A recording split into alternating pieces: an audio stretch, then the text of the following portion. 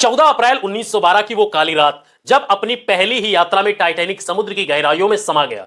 कुछ घंटों में ही सैकड़ों लोगों की जान चली गई। ये वो जहाज था जिसे कभी ना डूबने वाला माना जाता था, लेकिन मात्र 2.5 घंटों में ही वो डूब गया और करीब 1500 लोगों की जान चली गई। इन लोगों का केवल इतना ही कसूर था कि उन्होंने उस समय के सबसे आलीशान और महंगे जहाज पर सफर करने का निर्णय लिया था। उस रात टाइटैनिक के साथ आखिर क्या हुआ था? क्या वो सच में सिर्फ एक आइसबर्ग के टकराने से ही डूब गया, या इसके पीछे कोई और कारण है जिससे आज भी लोग अनजान हैं? आज हम टाइटैनिक से जुड़े कुछ ऐसे रहस्य सामने रखेंगे जो शायद आपने पहले कभी नहीं सुने होंगे। यह बात है करीब एक सदी पहले की, जब 20वीं सदी की शुरुआत में ब्रिटेन दुनिया का सबसे बड़ा जहाज बना रहा था। ऐसा जहाज जो सारी सुख सुविधाओं से लैस हो, जिसे कभी भी ना टूटने वाला माना गया हो। हालांकि इसके निर्माण में लगे लोग इस बात से अनजान थे कि यह जहाज अपनी पहली ही यात्रा में डूब जाएगा और सैकड़ों लोगों की जान ले जाएगा। ब्रिटेन सरकार ने इस जहाज के निर्माण का जिम्मा व्हाइट स्टार लाइन कंपनी को सौंपा था और 1909 में इसका निर्माण शुरू हो गया था। इस जहाज को बनाने में 3 साल लगे और 31 मार्च 1912 को यह जहाज पूरी तरीके से तैयार हो गया था। टाइटैनिक को बनाने में $7.5 मिलियन खर्च हुए थे उस समय के जमाने में, जो आज के हिसाब से करीब $200 मिलियन के आसपास होगा। इसे उस समय की सबसे आधुनिक तकनीक से बनाया गया था ताकि इसका कोई मुकाबला ना कर सके। यह जहाज अपने समय के अन्य जहाजों के आकार में काफी बड़ा था, ऐशो आराम और आधुनिकता में काफी आगे था। इसके निर्माण में करीब 3000 वर्कर लगे थे, जिसमें से 7 लोगों की मृत्यु भी हो गई थी और 40 लोग गंभीर रूप से घायल थे।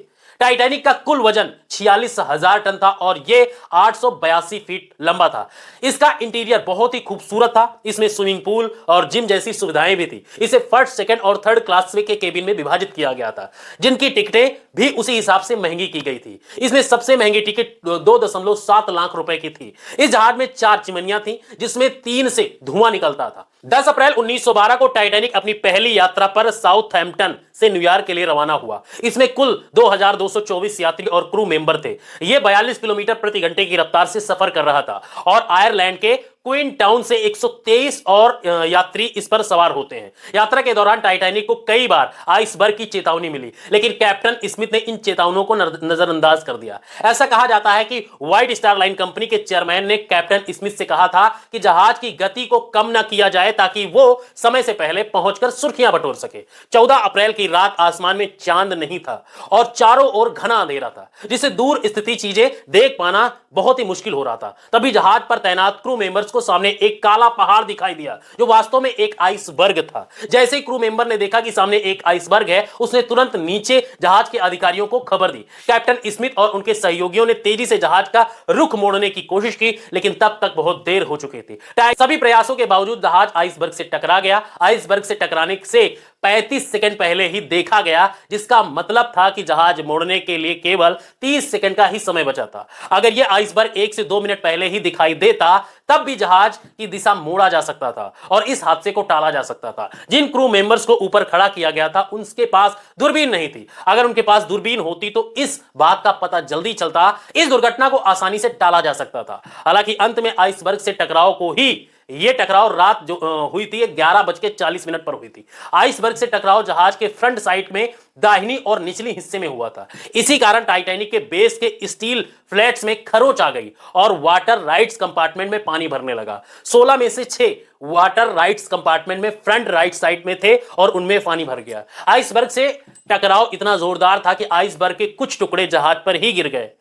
अगर टाइटैनिक के 4 कंपार्टमेंट में ही पानी भरता तो जहाज सुरक्षित रह सकता था, लेकिन ये 6 कंपार्टमेंट में पानी भर गया था। जहाज के ऑफिसर समझ गए थे कि अब ये जहाज, जिसे वे अनसिंकेबल कहते थे, अब ये जहाज डूब जाएगा। खतरे को देखते हुए कैप्टन स्मिथ ने आदेश दिया कि लोगों को लाइफ बोट्स के जरिए जहाज के बाहर निकाला जाए। हालांकि शुरुआत में कई लोगों को विश्वास ही नहीं था कि जहाज डूबेगा, क्योंकि उन्होंने इसे अनसिंकेबल नाम से सुना हुआ था। इसी कारण शुरुआत में लोग ज्यादा डरे नहीं थे और भगदड़ भी नहीं मची थी। जैसे जैसे समय बीता, स्मिथ और गंभीर होते गए और एक और बड़ी समस्या यह थी कि जहाज पर पर्याप्त संख्या में लाइफ बोट्स नहीं थी। एक लाइफ बोट में 65 लोगों की जगह थी और जहाज पर कुल 20 लाइफ बोट थी, जिसका मतलब था केवल 1300 लोगों को ही जहाज से बाहर निकाला जा सकता था, जबकि जहाज पर कुल 2224 लोग सवार थे। शुरुआत में लोग लाइफ बोट्स पर चढ़ने को तैयार नहीं थे। उन्हें लगा कि जहाज नहीं डूबेगा। धीरे धीरे जब जहाज में पानी भरने लगा, तब लोगों को एहसास हुआ कि जहाज डूब सकता है और इसी के बाद भगदड़ मच गई। महिलाओं और बच्चों को पहले प्राथमिकता दी गई। सबसे पहले उन्हें ही निकाला गया। कुछ लोगों ने अपनी मृत्यु को स्वीकार भी कर लिया और जहाज में ही स्थिर बने रहे। कहा जाता है कि म्यूजिशियंस का एक ग्रुप जहाज के डूबने के समय भी म्यूजिकल इंस्ट्रूमेंट बजा रहा था ताकि मरने वाले लोगों को अपने अंतिम समय में भी कुछ सुकून मिल सके, सुकून पा सके। धीरे धीरे जहाज के कंपार्टमेंट में पानी भरने से जहाज का अगला हिस्सा पानी में डूबने लगा और पिछला हिस्सा ऊपर की ओर खड़ा हो गया और रात के 2:20 का वो समय था जब जहाज बीच से टूट गया और दो हिस्सों में बट गया। इसके बाद पल भर में ही जहाज के दोनों हिस्से पानी में डूब गए। कभी ना डूबने वाला जहाज महज 2 घंटे 40 मिनट में पूरी तरीके से अटलांटिक महासागर की गहराइयों में समा गया। इस घटना से पहले तकरीबन 700 लोगों को लाइफ बोट से निकाला जा चुका था, जबकि लगभग 1500 लोग जहाज के साथ पानी में डूब गए। समुद्र के पानी का तापमान 2 डिग्री सेल्सियस था। जो लोग तैरने की कोशिश कर सकते थे वे इतने ठंडे पानी में अपना दम तोड़ देते थे। देखते ही देखते 1500 लोगों की दुखद मृत्यु हो जाती है। टाइटैनिक को बचाना तो शायद नामुमकिन था, लेकिन अगर टाइटैनिक पर पर्याप्त मात्रा में लाइफ बोट्स होती तो यकीनन सभी लोगों को बचाया जा सकता था। कैप्टन स्मिथ को जहाज पर मौजूद लोगों की संख्या पता थी, फिर भी पर्याप्त मात्रा में लाइफ बोट्स का इंतजाम नहीं किया गया था। शायद इसीलिए उन्हें लगता था कि जहाज कभी नहीं डूबेगा। कैप्टन इसीलिए लाइफ बोट्स ज्यादा नहीं रखते थे। कैप्टन स्मिथ खुद इस घटना में नहीं बच पाए। कुछ लोगों के अनुसार उनकी मृत्यु पानी में डूबने से हुई तो कुछ लोगों को यह मानते हैं कि उन्होंने आत्महत्या कर ली थी। टाइटैनिक के डूबने के बाद की शुरुआती खबरों में यह गलत सूचना दी गई थी कि जहाज डूबने के बावजूद किसी की मौत नहीं हुई। हालांकि 2 दिन बाद असल खबर सामने आती है जिसमें खुलासा हुआ कि इस घटना में लगभग 1500 लोग अपनी जान गंवा चुके हैं। इस भयानक त्रासदी ने पूरी दुनिया को हिला कर रख दिया और समुद्री यात्रा और जहाज निर्माण के नियमों में महत्वपूर्ण बदलाव की आवश्यकता को जन्म दे दिया। इस घटना के बाद ब्रिटिश और अमेरिकी सरकारों ने मिलकर जांच कमेटी बनाई और इस तरह की त्रासदी को भविष्य में रोकने के उपाय खोजने शुरू कर दिए। टाइटैनिक हादसे से सीख मिली कि जहाजों पर यात्रियों की संख्या के अनुपात में लाइफ बोट्स का होना आवश्यक है। इससे यह भी सीख मिली कि सुरक्षा की किसी भी संकेत या चेतावनी को नजरअंदाज नहीं करना चाहिए, भले ही जहाज कितना ही बड़ा और आधुनिक क्यों ना हो। इसके अलावा इस हादसे ने समुद्री सुरक्षा मानकों को और अधिक सख्त बना दिया। उदाहरण के तौर पर यह तय किया गया कि समुद्र में बर्फ की स्थिति की सूचना देने के लिए एक आइसबर्ग पेट्रोल सेवा शुरू की जाएगी ताकि जहाजों को आगे के खतरे का पता चल सके और उन्हें बचाया जा सके। साथ ही रेडियो संचार को 24 घंटे सक्रिय रखने का नियम भी इस घटना के बाद लागू किया गया। टाइटैनिक के डूबने का हादसा आज भी समुद्री इतिहास में सबसे बड़ी त्रासदी में से एक माना जाता है। यह न केवल उन 1500 लोगों की याद दिलाता है जो उस रात समुद्र में डूब गए, बल्कि यह एक चेतावनी भी है कि प्रकृति के आगे किसी भी तकनीकी विकास को कभी भी अजेय नहीं समझा जा सकता। इस दुर्घटना के बाद टाइटैनिक को लेकर कई सवाल उठाए गए कि इतना मजबूत जहाज एक आइसबर्ग के टकराने से कैसे डूब गया।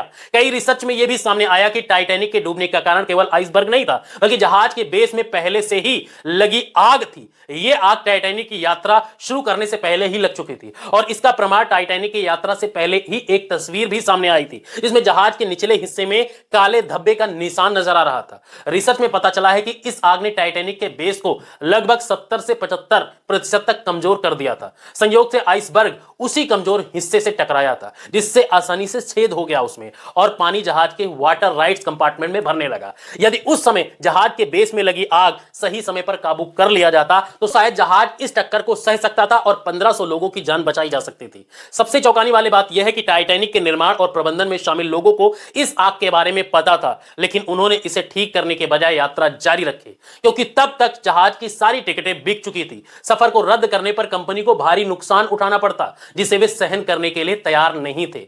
तो दोस्तों, ये थी उस समय की कभी ना डूबने वाली टाइटैनिक की असली कहानी। अगर आपको यह वीडियो पसंद आया हो तो इस वीडियो को लाइक करें और ऐसे ही वीडियो को पाने के लिए हमारे चैनल को सब्सक्राइब करें और बेल आइकन दबाना ना भूलें। और मिलते हैं किसी और इंटरेस्टिंग वीडियो के साथ, किसी और इंटरेस्टिंग सच्ची घटना के साथ। तब तक के लिए जय हिंद।